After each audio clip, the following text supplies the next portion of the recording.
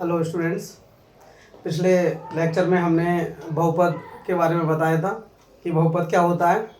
आज हम बहुपद की घात और बहुपद के प्रकार के बारे में स्टडी करेंगे। चलिए स्टार्ट करते हैं। तो सबसे पहले बताते हैं बहुपद की घात। इसको इंग्लिश में कहते हैं डिग्री ऑफ पॉलिनोमियल। क्या होती है? किसी बहुपद में चर राशि की उच्चतम घात वाले पद के घातांक को उस बहुपद की घात कहते हैं। उच्चतम घात वाले पद के घातांक को, घातांक का मतलब होता है पावर। देखिए एक बहुपद लिखा है x-4, इसकी घात 1 है। क्यों है 1? क्योंकि इसमें x की घात कुछ नहीं दिख रही है, तो हम उसको 1 मानते हैं। तो यहाँ पे x की घात 1 है, इसलिए इस बहुपद की घात 1 है।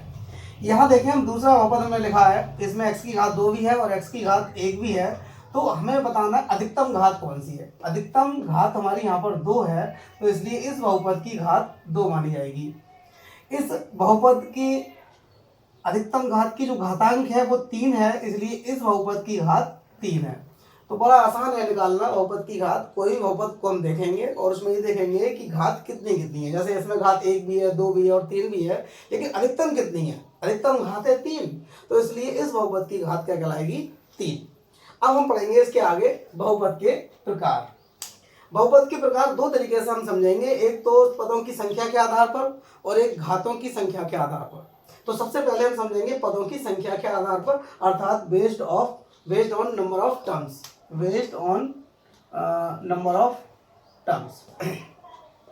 तो पदों के आधार पर मेनली तो हमारे 3 होते हैं, लेकिन हमने 5 किए हैं, ये आप समझिए। सबसे पहले एक पदी बहुपद।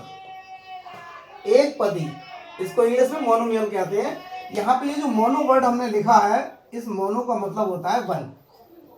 तो मोनो से बना मोनोमियल, और जिसमें एक 1 का मतलब एक, जिसमें एक पद हो, ऐसा बहुपद जिसमें केवल एक पद होता है, एक पदी बहुपद अर्थात मोनोमियल कहलाता है। उदाहरण के लिए हमने ये लिखे हैं, यहाँ पे केवल 5 है, यहाँ 7x² है और यहाँ -4x³ है। ये सभी एक पदी के उदाहरण हैं। ये एक ही पद है, इसमें एक अचर है और एक चर है, दोनों का गुणनफल कर लिया, लेकिन पद एक ही माना जाएगा। तो ये भी एक पदी है, ये भी एक पदी है। इसके बाद द्विपद। द्विपद बहुपद, इसको हम बाइनोमियल कहते हैं इंग्लिश में, और बाइनोमियल बनाया 2 वर्ड से मिलकर, बाई और नोमियल। बाई का मतलब भी 2 होता है। जैसे मैंने आपको बताया कि मोनो का मतलब होता है 1 और बाई का मतलब होता है 2, और ट्राई का मतलब होता है 3। ठीक है। तो द्विपद बहुपद जैसे कि नाम से क्लियर हो रहा है, जिसमें 2 पद हो, ऐसा बहुपद जिसमें 2 पद होते हैं, केवल 2, द्विपद बहुपद कहलाता है। जैसे ये 2 पद लिख लिए हमने, इसमें 2 पद लिख लिए, तो ये बहुपद हो गए। और त्रिपद बहुपद को इंग्लिश में ट्राइनोमियल कहते हैं। ट्राई का मतलब 3 होता है, इसलिए त्रिपद बहुपद को हम ट्राइनोमियल कहते हैं। ऐसा बहुपद जिसमें 3 पद होते हैं, त्रिपद बहुपद कहलाता है। उदाहरण के लिए देखिए, हमने लिखे इसमें 3 पद हैं, एक x² है, एक -3x है और एक 2 है। इसमें भी 3 पद है, तो ये त्रिपद है। फिर एक होता है अचर पद, इसको इंग्लिश में कहते हैं कांस्टेंट पॉलिनोमियल। ऐसा बहुपद जिसमें केवल अचर पद होता है, अर्थात जिसकी घात 0 होती है, अचर बहुपद कहलाता है। अब देखिए उदाहरण के लिए हमने लिखा है 5, 7/2 -9, ये सब अचर बहुपद है। हम कैसे पहचानेंगे कि इसकी घात 0 है? हमने लिखा है कि जिसकी घात 0 होती है वो अचर पद होता है। चलो 5 को समझते हैं। जैसे 5 है हमारा, 5 को हम लिख सकते हैं 5x⁻0। वास्तव में जो x⁻0 की जो मान होता है वो 1 होता है। x⁻0 की जो वैल्यू होती है वो 1 होती है, इसलिए ये जो है वो 5 × 1 दैट इज 5 है। अगर हम x⁻0 को 1 लिख लें तो 5 को हम ऐसे लिख सकते हैं। और यहाँ पर हम देख पा रहे हैं कि यहाँ x की जो घात है वो 0 है, इसलिए 0 घात का बहुपद है। तो जो भी बहुपद 0 घात का होगा वो हमारा अचर बहुपद या कांस्टेंट पॉलिनोमियल कहलाएगा। सिंपल ऐसा समझ लो कि जो भी वास्तविक संख्या होती है, ये सब वास्तविक संख्या है, तो जो वास्तविक संख्या होती है वो अचर बहुपद को प्रदर्शित करती हैं। चलिए अब हम बताते हैं शून्य बहुपद क्या होता है। जीरो पॉलिनोमियल, नेम से ही सबके क्लियर हो रहे हैं बिल्कुल कि ऐसा बहुपद जिसमें सभी पदों के गुणांक 0 होते हैं अथवा अचर पद 0, शून्य बहुपद कहलाता है। यानी 0 भी तो एक अचर पद है। हमने अभी बताया आपको कि सभी वास्तविक संख्याएं हमारी अचर बहुपद कहलाती हैं, तो 0 भी एक वास्तविक संख्या है। तो ये एक पर्टिकुलर डेफिनेशन हो गई कि अचर में भी अगर जीरो को हम कहें तो उसे हम शून्य बहुपद कहेंगे। बाकी शून्य के अलावा बाकी के सारे जो वास्तविक संख्या है वो तो अचर बहुपद कहलाएंगी, लेकिन केवल जीरो वास्तविक संख्या को हम शून्य बहुपद कहेंगे। अब एक बात और बताएं आपको, जैसे इसमें हमने कहा कि इसकी घात जो है वो जीरो होती है, लेकिन अब बात करें इसकी घात की, तो इसकी घात परिभाषित ही नहीं है। शून्य बहुपद की घात परिभाषित नहीं है। अब भाई क्यों नहीं है? क्योंकि कारण दिया है हमने, जीरो को हम लिख सकते हैं जीरो एक्स, जीरो एक्स का मान जीरो ही होगा, तो जीरो की एक्स से गुणा करेंगे तो जीरो एक्स स्क्वायर का मान भी जीरो ही होगा, जीरो एक्स क्यूब का मान भी जीरो ही होगा। तो जीरो के गुणा में हम x, x square, x cube, x की पावर 4 हम कुछ भी रख दें, हमें मिलना जीरो ही है। तो हम जीरो की घात कैसे डिफाइन कर सकते हैं? अगर हम इसको कहें तो एक है, इसको कहें तो दो है, इसको कहें तो तीन है, तो हम क्या कर सकते हैं? कुछ नहीं कर सकते हैं, कोई भी घात हो सकती है। इसीलिए जीरो पॉलिनोमियल अर्थात शून्य बहुपद की घात परिभाषित नहीं है। ठीक है, अब मैं आपको ये तो सभी बहुपद थे पदों की संख्या के आधार पर। अब मैं आपको बताऊंगा घातों के आधार पर कौन कौन से प्रकार हैं।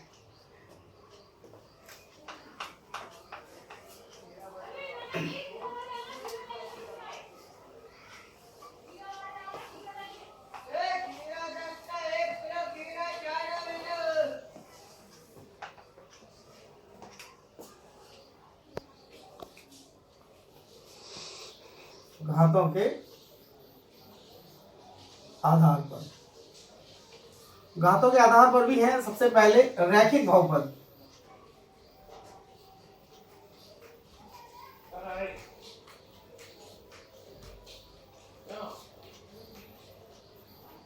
रैखिक बहुपद को इंग्लिश में कहते हैं लीनियर पॉलिनोमियल।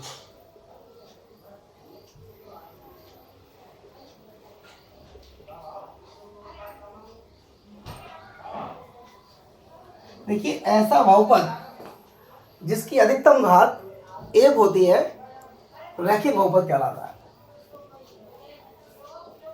ऐसा बहुपद जिसकी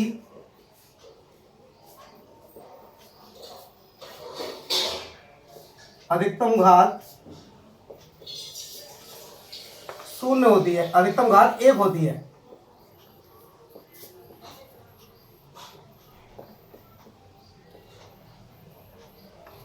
रैखिक बहुपद कहलाता है।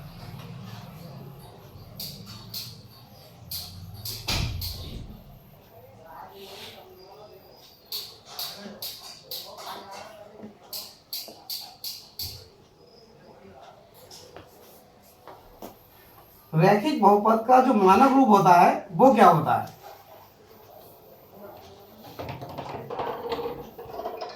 रैखिक बहुपद का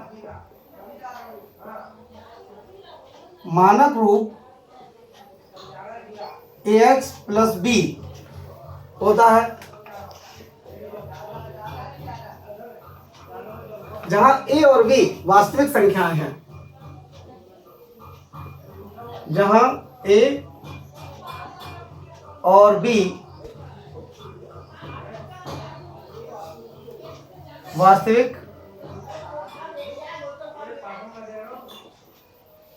संख्याएं हैं। और एक बात और, क्या कि यहां पर a का मान जीरो नहीं होगा। ये बात मैंने पिछले लेक्चर में भी बताई थी कि अगर मान लो a हम जीरो कर दें तब तो ये x का पद ही गायब हो जाएगा और तब तो केवल b बचेगा, और b क्या अचर पद है, तो तब ये अचर बहुपद कहलाएगा। इसलिए रैखिक बहुपद होने के लिए जरूरी है जो x का गुणांक है वो नॉन जीरो होना चाहिए, अर्थात अशून्य होना चाहिए। नंबर 2, द्विघात बहुपद।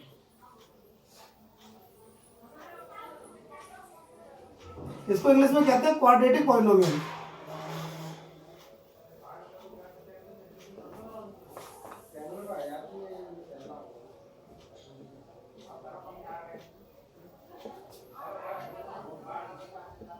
जैसे अभी मैंने बताया घातों के आधार पर हम बता रहे हैं, तो अगर एक घात है, अधिकतम घात एक है तब तो रैखिक है, और अधिकतम घात दो है तो द्विघात है। नाम से भी क्लियर है, द्विघात। जिसकी अधिकतम घात दो होती है उस बहुपद को हम द्विघात बहुपद कहते हैं।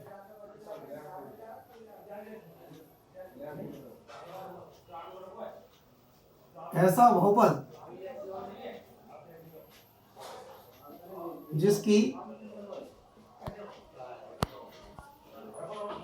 अधिकतम घात 2 होती है।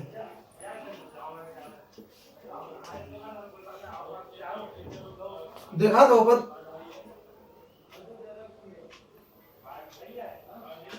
कहलाता है।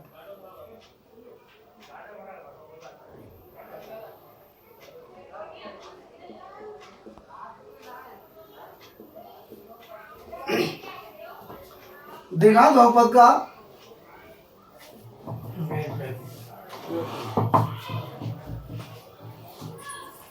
मानक रूप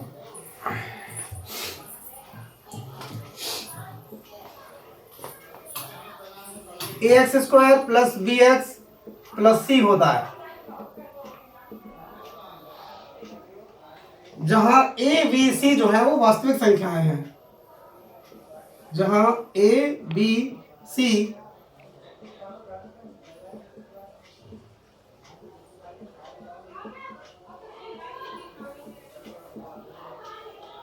वास्तविक संख्याएं हैं, और एक जो जरूरी कंडीशन है वो क्या है, ए नॉन जीरो होना चाहिए, अशून्य होना चाहिए। क्यों होना चाहिए? क्योंकि अगर ए को हम शून्य कर देंगे तो उसमें x² की टर्म गायब हो जाएगी और केवल bx प्लस c रह जाएगा, और उस समय वो रैखिक बहुपद बन जाएगा। इसलिए द्विघात बहुपद होने के लिए जरूरी है कि अधिकतम घात इसकी जो है वो x² 2 है, और x² का जो गुणांक है a वो नॉन जीरो अर्थात अशून्य होना चाहिए। नंबर 3, त्रिघात बहुपद। इसको इंग्लिश में कहते हैं क्यूबिक पॉलिनोमियल।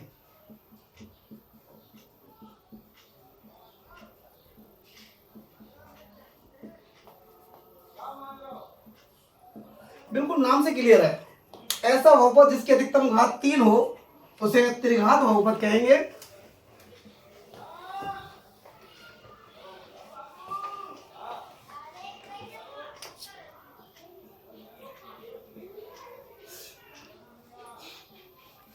ऐसा बहुपद जिसकी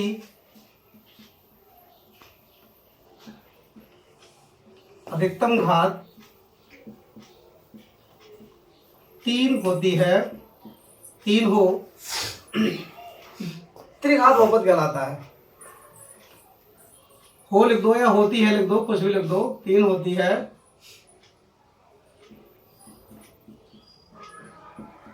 त्रिघात बहुपद कहलाता है।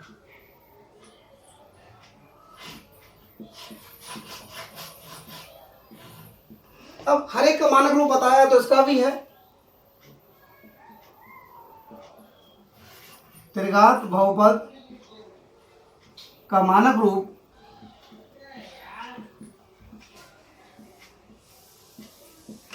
जो होगा वो ये होगा ax³, इसकी घात 3 से स्टार्ट होगी और एक घटती जाएगी, bx² plus cx plus d। मतलब आप कोई भी बहुपद लिखिए, उसको आपको लिखना है या तो इंक्रीजिंग ऑर्डर में है या डिक्रीजिंग ऑर्डर में, या तो घातें बढ़ती हुई होंगी या घटती हुई होंगी। यहाँ पर मैं घटते हुए क्रम में लिख रहा हूँ क्योंकि मानक रूप की ये कंडीशन है कि घातें घटती हुई हों या बढ़ती हुई हों। ये होता है जहां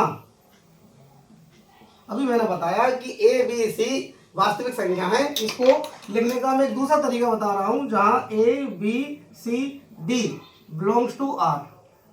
अब ये एक नया तरीका हो गया, इससे भी ये पता चल रहा है कि ये वास्तविक संख्या है। लेकिन इसका मतलब क्या होता है मैं आपको बता दे रहा हूं। जैसे मान लो a कोई सेट है 1 2 3, अगर मैं कहूं कि 2, तो 2 इसको बिलोंग कर रहा है, तो ये तो बिलोंग्स टू का साइन है कि 2 इसको बिलोंग कर रहा है, इसका मतलब होता है बिलोंग्स टू। लेकिन अगर मैं कहूं 4, तो 4 तो उसको नहीं बिलोंग कर रहा है, तो ये साइन हो जाएगा 4 डज नॉट बिलोंग्स टू ए। तो 4 इसको बिलोंग नहीं कर रहा है, और यहाँ पर हमने दिखाया बिलोंग्स टू, यानी ये सभी आर को बिलोंग कर रहे हैं। और आर जो है वो रियल नंबर का सेट होता है। रियल नंबर का मतलब वास्तविक संख्याओं का सेट है। इसलिए ए बी सी डी हमारी क्या है, वास्तविक संख्या है। और साथ में हमें ये भी कहना पड़ेगा कि ए नॉट जीरो होगा, क्योंकि ए जीरो होने से उसकी घात 3 नहीं रहेगी, फिर वो 2 घात का हो जाएगा। और हम समझा रहे हैं त्रिघात, तो त्रिघात का जो अधिकतम घात है उसकी 3 है और उसका गुणांक नॉन जीरो होना चाहिए। तो ये तो रहे टाइप। और इसके बाद आता है वैल्यू ऑफ ए पॉलिनोमियल, यानी बहुपद का मान। बहुपद का मान, वैल्यू ऑफ ए पॉलिनोमियल।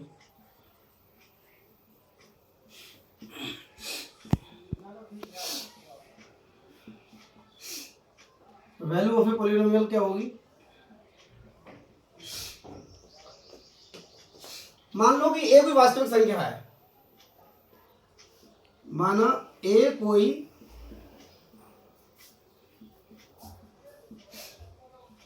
वास्तविक संख्या है और बहुपद को तो हम पी एक्स से प्रदर्शित करते हैं, तथा पी एक्स कोई बहुपद है।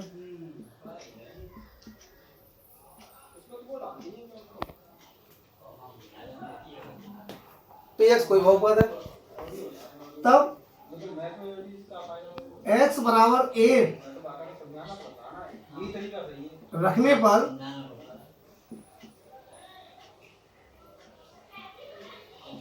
पी एक्स का जो मान प्राप्त होगा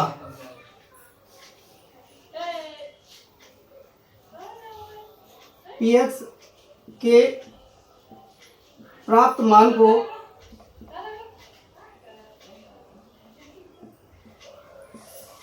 बहुपद का मान कहते हैं।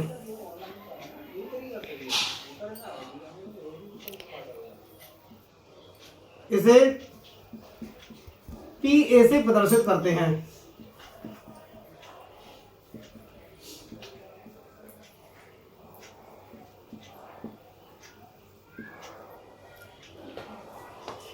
इसके बाद है बहुपद के शून्यक, क्योंकि वीडियो बड़ी हो जाएगी तो अभी बहुपद के शून्यक के बारे में मैं अगली वीडियो में आपको बताऊंगा। Thank you.